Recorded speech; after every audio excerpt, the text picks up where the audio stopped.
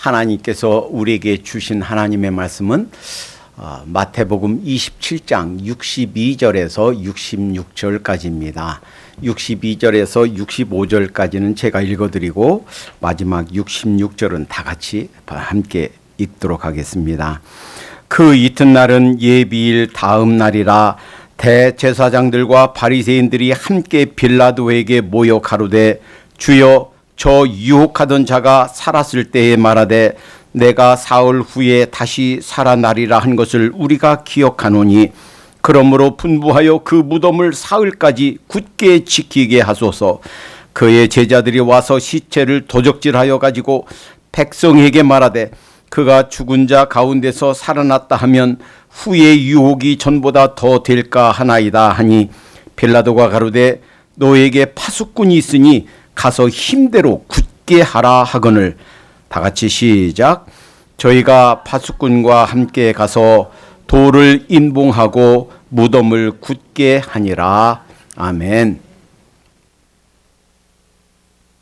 기독교는 사실에 근거한 종교입니다. 흔히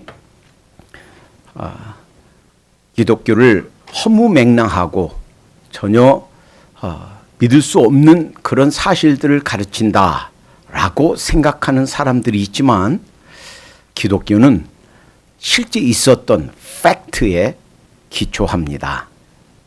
가끔은 우리 신앙이 흔들릴 때가 있어요.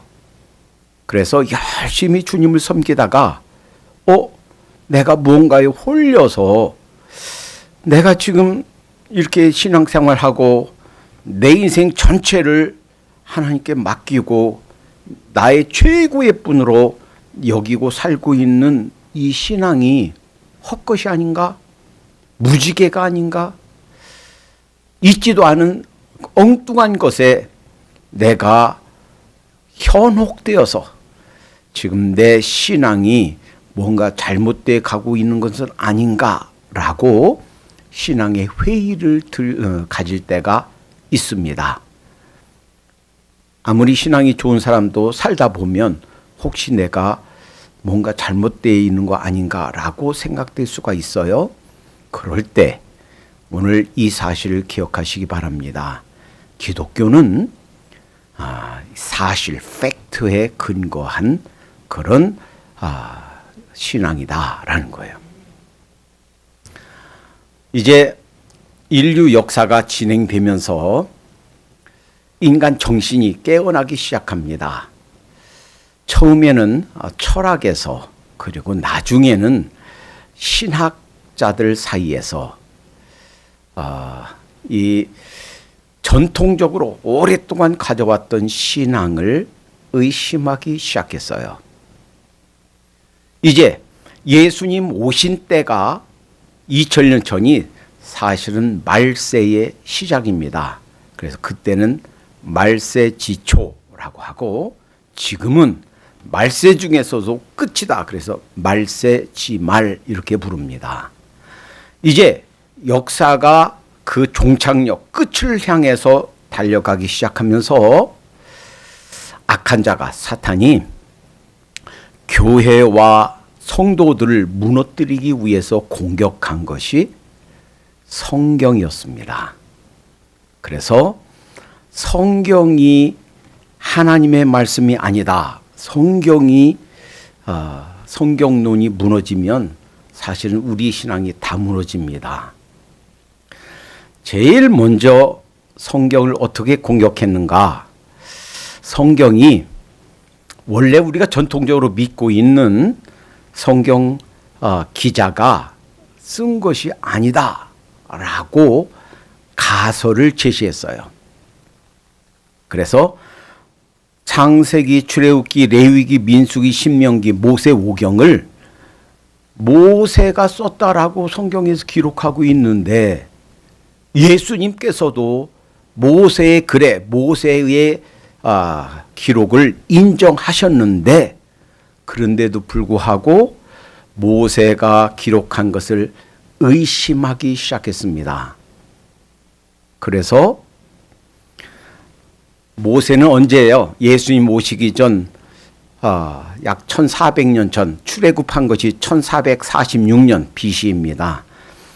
그런데 모세가 쓴 것이 아니고 한참 뒤에 역사가 흘러서 남유다가 망하고 포로 생활 약 70년 정도가 끝나고 그리고 포로에서 돌아와서 그때 여러 구전으로 나오던 흘러오던 말씀들을 정리했다. 그래서 후대 사람들이 썼다라고 주장하기 시작한 사람들이 생겨났어요. 이것을 문서가설이라고 합니다. 문제는 그거예요. 전통적으로 신앙을 잘 가지고 왔던 사람들이 가방끈이 긴 사람들, 공부를 많이 한 학자들부터 거기에 물들어가기 시작했어요.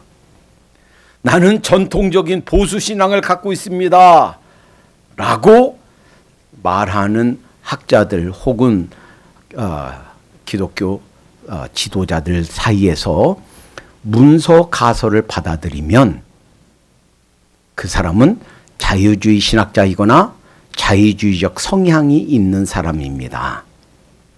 그러니까 지금도 매주 수백, 수천, 수만 교회에서 설교가 이루어지고 있고 예배가 올려지고 있지만 다 같은 설교다라고 생각하면 큰일 납니다. 미국 남침례 교단 6개 신학교 중에서도 미드웨스턴 신학교에서 교수가 이것을 정식으로 모세의 기록을 부인하는 주장을 펴서 남침례 교단의 자유주의 신학이 확 들어오기 시작했어요.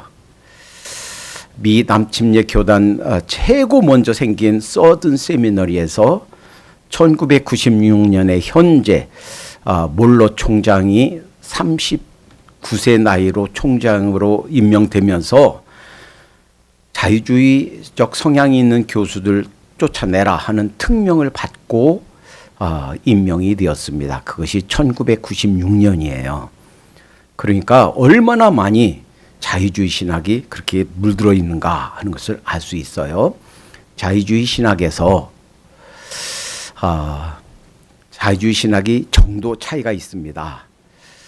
극단적 자유주의가 있고 좀 온건한 자유주의가 있고 그냥 좀 마드릿 지금 그 자유주의 사람들이 있는데 이래요.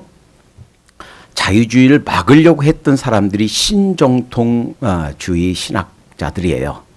근데 자유주의 신학자들이든 신정통주의 학자들이든 이들은 예수님의 부활을 믿지 않습니다. 예수님이 실제로 죽었다가 살아났다 하는 것을 믿지 않습니다. 불신자들이 그리고 이제 평신도들이 그렇게 말하면 아유 믿음이 없어서 그래요 라고 말할 수 있는데 목사님들이 그것도 신학대학 교수님들이 그것도 시대를 풍미하는 최고 지도자들 책을 여러 권 쓰고 학식이 있고 박사학위가 있고 한 신학자들이 예수님의 부활을 믿지 않습니다. 대개 어렸을 때 초등학교, 중학교, 고등학교 때는 엄마 밑에 아빠 밑에 있으면서 교회도 잘 나가고 신앙을 잘 지켜요. 그런데 대학을 가고 대학원을 가고 하면서 신앙을 떠납니다. 왜 그래요? 아이고 그때는 어렸을 때 엄마 아빠가 교회 나가라고 했으니까 그냥 멋모르고 나갔는데 어이구 어떻게 죽은 사람이 부활해? 어떻게 살아나? 대학 가면서 20대 30대 나이가 되면서 내 생각으로 이해가 안 되는 부분을 어떻게 믿으란 말이야? 하고서 신앙을 떠나게 됩니다. 잘 기억하시기 바랍니다. 예수 그리스도께서 부활하신 거 그것이 픽션은 허구예요.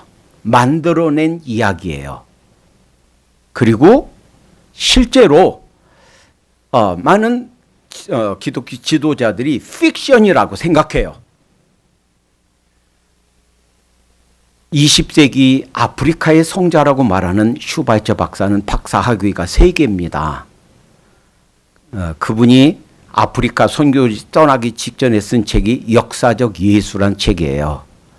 그리고 그 책은 1850년대 이후로 1950년대까지 예수 그리스도에 대해서 쓴 책을 다 모아서 내용을 요약해서 정리한 책이에요. 한마디로 요약하면 이런 책이에요. 예수 그리스도 그분이 역사적으로 실제로 살았던 것은 맞다 하는 거예요. 세종대왕이 1443년 한글을 만들었으니까 우리가 한글 쓰고 있죠.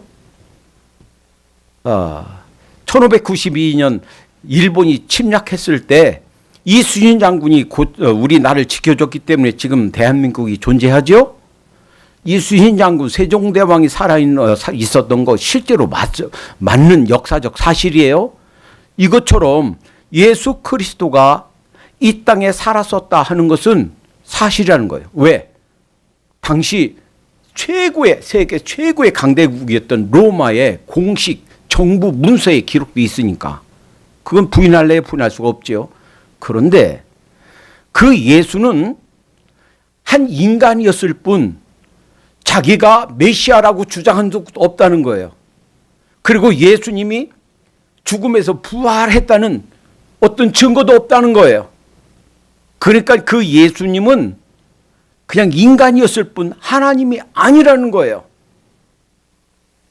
이것이 슈바이처 박사가 쓴 책이에요. 마지막으로 선교지 떠나기 전에. 그러니까 공부 많이 했고 지식이 많이 했고 목사 안수 받았고 책을 많이 썼어도 그분들 얘기가 다 맞는 것이 아니다라는 거예요.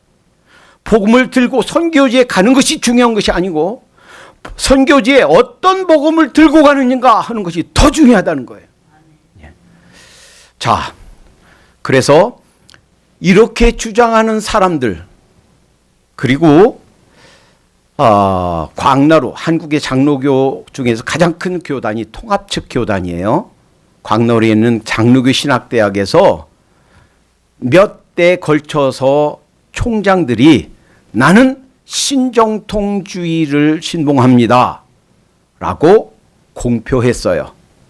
신정통주의 학자들 20세기 1950년대 이후로 신정통주의 학자들이 주장한 것이 그거예요.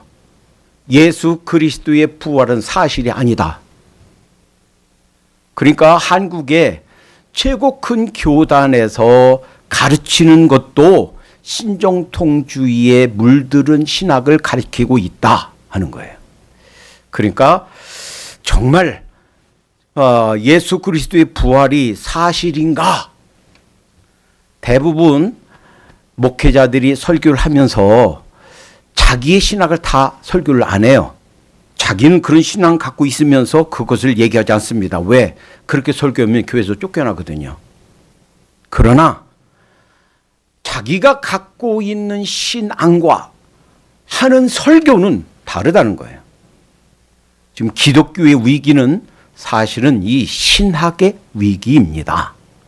오늘은 정말 예수 그리스도의 부활이 픽션인가 허구인가 만들어낸 그냥 가상의 사실인가 아니면 팩트 사실인가 그런 것을 살펴보겠습니다.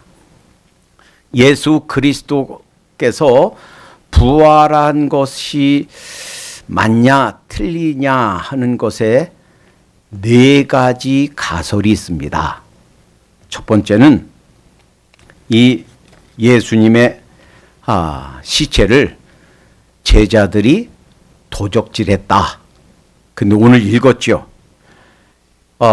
바리새인과 종교 지도자들이 빌라도에게 가서 요청했어요. 살아있을 때 예수 그리스도가 자기가 부활하겠다고 살아나겠다고 얘기했습니다.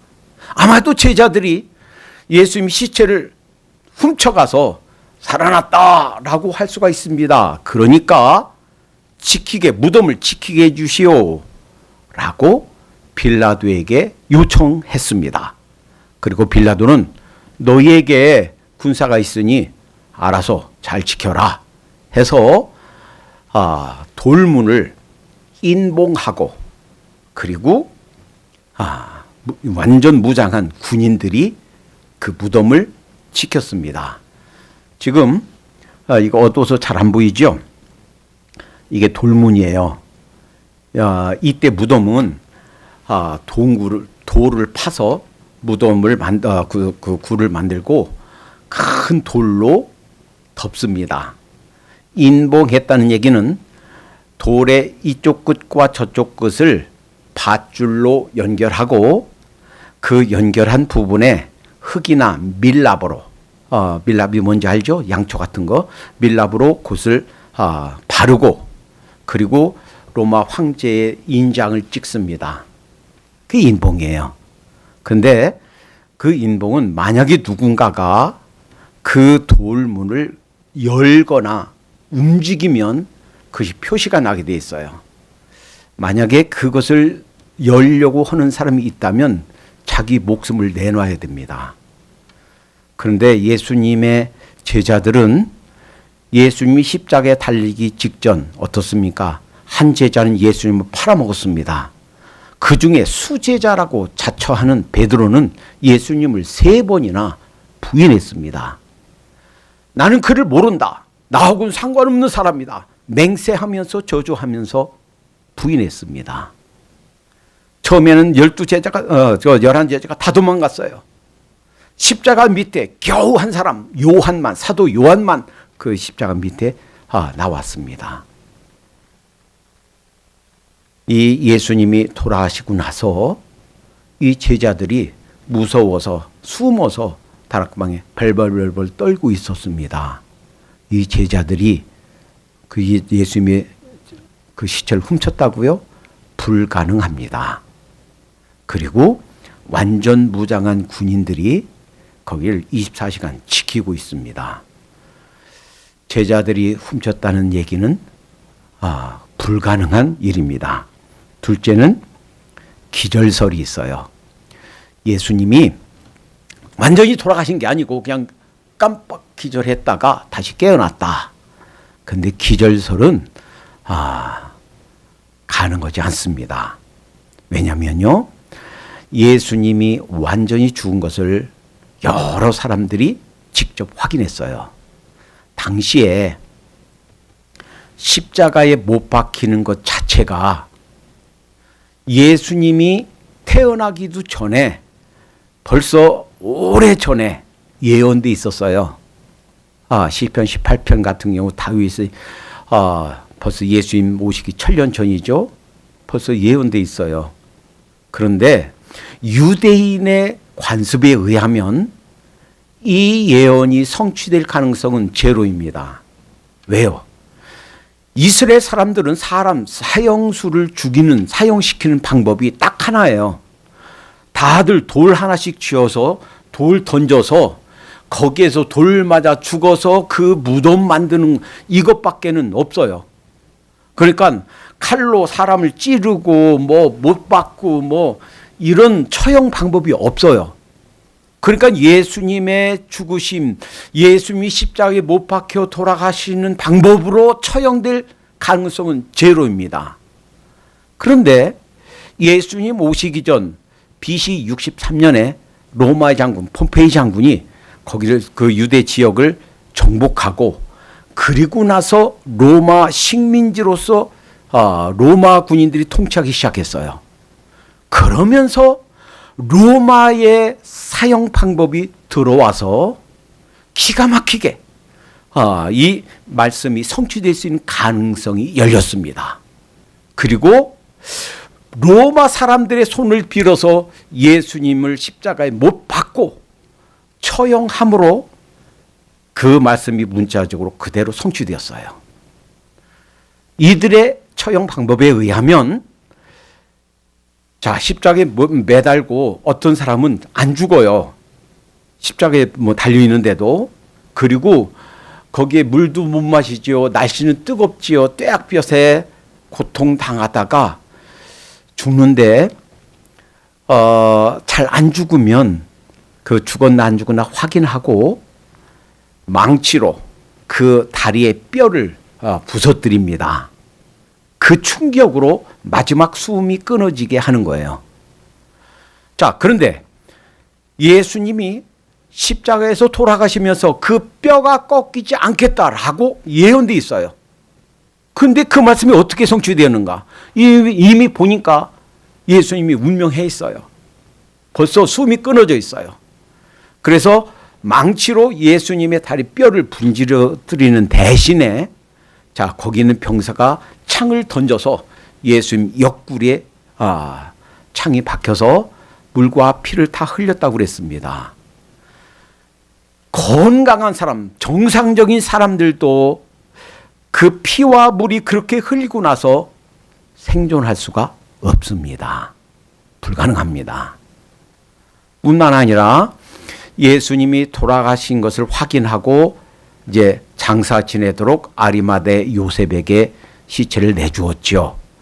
그리고 요한복음 3장에 있던 니고데모, 이 니고데모 밤에 왔던 예수님께 왔던 산헤드린 공회원이었던 니고데모가 모략과 침향 섞은 거 100근을 가지고 왔다 그랬어요. 100근이 얼마인가? 파운드로 우리가 쓰고 있는 파운드로 75파운드예요. 우리가 한국 사람들은 킬로그램을 쓰죠. 100근은 킬로그램으로 34.05킬로그램이에요. 그러니까 예수님이 풍채가 크지 않습니다. 그리고 볼품이 없다고 그랬습니다. 그리고 우리처럼 이렇게 살이 통통하지 못하고 아마 삐쩍 마르고 그런 그 육체를 가진 예수님, 100근의 모략과 침향 섞은 것을 몸에 얹이고 그 세마포로 싸고 했으면 설령 기절했다가 깨어났어도 다시 숨 쉴 수 없어서 다시 죽었을 겁니다. 기절했다가 살아났다는 이 기절설은 성립할 수가 없다 하는 거예요. 또 하나 세 번째는 환상설이 있습니다. 이 제자들이 너무 예수님을 그리워하고 예수님을 너무 기대하다가 환상을 봤다. 그리고 그 환상이 마치 사실처럼 그렇게 그 초대교회 공동체가 그렇게 기록하고 그렇게 퍼뜨리고 그렇게 환상을 본 것뿐이다 라고 얘기했습니다. 그러나 그렇지가 않습니다. 너무나도 구체적으로 예수님이 부활해서 보여주신 것을 직접 목격한 구체적인 증언들이 있습니다. 또 하나, 만약에 환상을 보고 헛것을 보고 했다면 이 제자들이 죽어가면서, 그러니까 한 사람, 사도 요한 한 명 빼놓고는 전부 다가 죽어가면서 자기들이, 베드로 같은 경우는 예수님이 나를 위해서 돌아가셨는데 나는 그럴 자격이 없습니다. 나를 거꾸로 못 박아 주시오. 거꾸로 십자가에서 못 박혀 죽었다고 합니다. 어떤 사람은 불에 태워 죽임을 당하고요. 어떤 사람들은 톱으로 쓸어 죽임을 당하고요. 어떤 사람은 사자에게 찢겨 죽임을 당하고요. 왜? 죽으면서까지 사실이 아닌 것을 증거했겠습니까? 환상설도 성립될 수가 없습니다. 네 번째 설은 아마도 로마 병정들이 예수님의 시체를 훔쳐갔을 것이다. 이 사실도 사실 그럴 수가 없습니다. 오늘 본문에 예수님의 시체를 이 사람들이 지켰습니다. 그리고 조금 후에 가면 마태복음 28장 1절 이하에 보면 이 예수님의 이 무덤을 지키고 있었는데 갑자기 지진이 나고 흔들리고 예수님이 부활한 것을 이들이 봤어요. 너무나 무섭고 두려워서 이들이 마치 죽은 사람처럼 됐다고 그랬어요. 그러니까 이 돌 무덤의 이 돌을 옮기는 것도 장정, 저같이 아주 힘 좋고 그 건장한 한두 명 가지고는 안 돼요. 여러 사람이 옮겨놔야 됐어요. 그래서 여인들이 예수님의 무덤에 가면서 어떡하지? 그 또 예수님의 무덤을 어떡하지? 또 돌로 어떻게 옮기지? 또 함께 움직일 수도 없지만 그 인복했기 때문에 걱정하면서 갔어요. 그런데 직접 자기들이 목격했습니다. 그리고 그것을 얘기하니까 종교 지도자들이 그들을 많은 돈을 주고 매수했어요. 예수님의 제자들이 시체를 훔쳐갔다고 얘기해라. 그리고 너희들은 이것을 아무한테도 얘기하지 말아라. 그래서 이 성경이 기록될 때까지도 그렇게 여러 설이 또 돌아다니고 있었다라는 겁니다. 만약에 이 예수님의 시체를 로마 병정들이 훔쳐갔다면 이 유대 지역에 그리고 전 세계로 예수 그리스도 그분이 부활하셨다, 우리가 직접 목격했다 라고 하는 사실이 막 전 세계로 퍼져나갈 때 로마 병정들이 감춰놨던 예수님 시체를 딱 가져와서 봐라, 여기 예수님 시체 있지 않느냐, 자 예수님의 부활은 사실이 아니다 라고 그들이 입증했을 겁니다. 그런데 어떻게 됐나요? 기독교를 그렇게 박해하고 기독교인들 그렇게 잡아 죽이던 로마 제국이 그로부터 약 400년 뒤 392년에 로마의 국교로 기독교를 받아들입니다. 그때 얼마 안 되던 소수의 기독교인들이 세계를 정복한 줄로 믿습니다. 그 힘이 어디서 나왔는가? 그 예수님의 부활을 직접 본 거예요. 목격한 거예요. 이것이 사실인 거예요.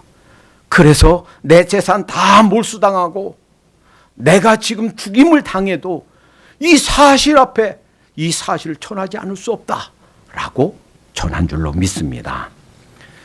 자, 이 예수